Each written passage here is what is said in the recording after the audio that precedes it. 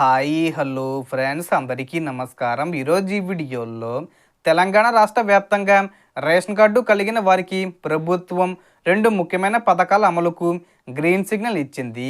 ఈ 2 పథకాల ద్వారా అర్హులైన వారు మంచి లబ్ధి పొందే అవకాశం ఉంది.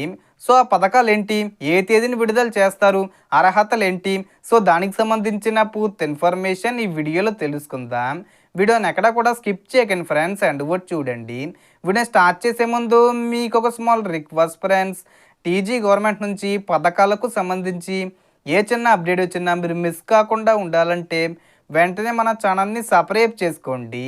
అండ్ సబ్స్క్రైబ్ చేసుకున్న వాళ్ళందరూ కూడా సబ్స్క్రైబ్ బటన్ పక్కనున్న గంట సింబల్లో ఆల్ అని పెట్టుకోవడం మర్చిపోకండి ఫ్రెండ్స్. ఇలా పెట్టుకోవడం వల్ల నేను పెట్టే ప్రతి ఒక్క వీడియో మీరు నోటిఫికేషన్ రూపంలో పొందగలరు. అండ్ వీడియో మీద నచ్చితే లైక్ చేయండి ఫ్రెండ్స్. సో ఏమాత్రం లేట్ చేయకుండా వీడియోకి వెళ్ళిపోద్దాం. సో ఇప్పటికే తెలంగాణ ప్రభుత్వం రేషన్ కార్డును ప్రధాన అర్హతగా తీసుకుని మహిళలు, రైతులు, విద్యార్థులు మరియు ఇతర వర్గాల సంక్షేమ పథకాల కోసం అనేక ప్రయోజనాలను అందిస్తుంది. రాష్ట్రంలోని మహిళలకు మరింత మేలు కలిగించే విధంగా ప్రభుత్వం కొత్త నిర్ణయాలు తీసుకుంటుంది.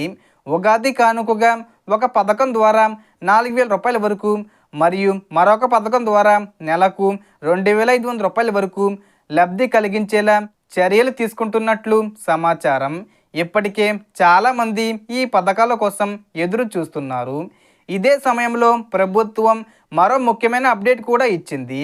రేషన్ కార్డు కలిగిన ప్రతి ఒక్కరూ తప్పనిసరిగా తమ రేషన్ కార్డుకు ఈకేవైసీ పూర్తి చేసుకోవాలి.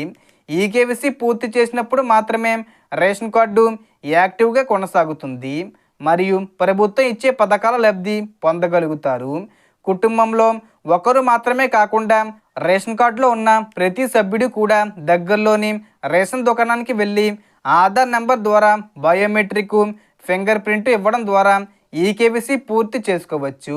ఈ ప్రక్రియ పూర్తయితే ప్రతి నెల రేషన్ బియ్యం తీసుకోవడమే కాకుండా ప్రభుత్వం అందించే పథకాల డబ్బులు కూడా పొందే అవకాశం ఉంటుంది. ఇక మరో ముఖ్యమైన విషయం ఏమిటంటే రాష్ట్ర వ్యాప్తంగా రేషన్ కార్డు ఉన్న వారికి కొత్త చేయూత పెన్షన్లకు సంబంధించి దరఖాస్తుల ప్రక్రియ ప్రారంభం కానుంది. వృద్ధాప్య పెన్షను, వితంతు పెన్షను, ఒంటరి మహిళల పెన్షను మరియు దివ్యాంగుల పెన్షన్లకు దరఖాస్తులు స్వీకరించబడతాయి. దరఖాస్తు చేసుకునే వారు ration card, Aadhaar card, voter ID, income certificate వంటి అవసరమైన పత్రాలు సిద్ధంగా పెట్టుకోవాలి. వితంతు పెన్షన్ కోసం అయితే భర్త డెత్ సర్టిఫికెట్ కూడా అవసరం ఉంటుంది. ఈ దరఖాస్తు ప్రక్రియ పూర్తయిన తర్వాత అర్హులైన వారికి నెలకు 4,000 రూపాయల నుండి 6,000 రూపాయల వరకు పెన్షన్ అందే అవకాశం ఉంది. దరఖాస్తు ప్రక్రియ ఈ మార్చి 31వ తేదీ వచ్చే ముందు తేదీల్లో ప్రారంభించే అవకాశం ఉంది. ఇక మహిళల కోసం మహాలక్ష్మి గ్యారంటీ పథకం కూడా త్వరలోనే ప్రారంభం కానుంది. ఈ పథకం ద్వారా అర్హత కలిగిన మహిళలకు ప్రతి నెల 2,500 రూపాయల చొప్పున సంవత్సరానికి మొత్తం 30,000 రూపాయల వరకు ఆర్థిక సహాయం అందించేలా ప్రభుత్వం ప్రణాళిక సిద్ధం చేస్తుంది.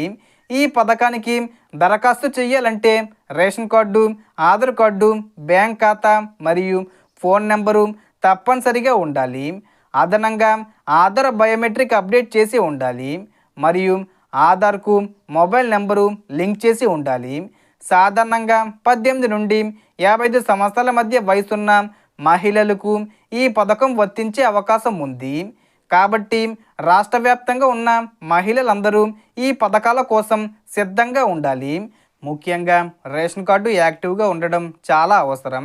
ఈ 2 పథకాల కోసం దరఖాస్తులను ఈ నెలలో స్వీకరించి డబ్బులు విడుదల చేసే అవకాశం ఉందని సమాచారం.